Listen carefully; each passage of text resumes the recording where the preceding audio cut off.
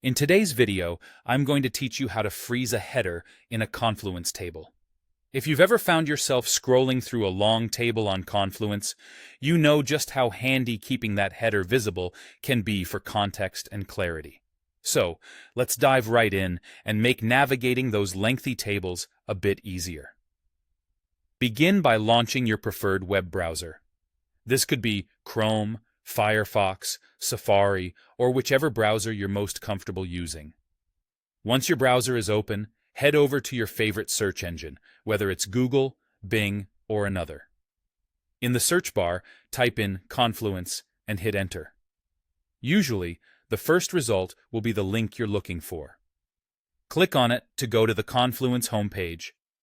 Now, if you already have an account, go ahead and log in with your credentials. If you're new to Confluence, no worries. Signing up is free and quite straightforward.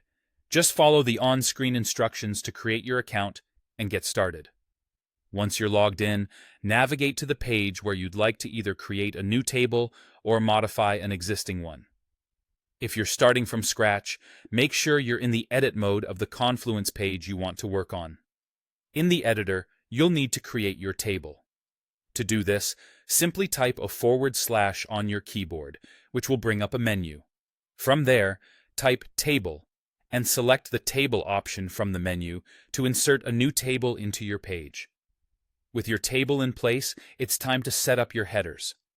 In the very first row of your table, go ahead and type in your column headings. These headings are crucial as they will remain visible while you scroll through the rest of the table, keeping your data organized and easy to understand. Once your headers are in place, proceed to fill in the rest of your table with the relevant data. Enter all of your content below the header row, ensuring your table is populated just the way you need it.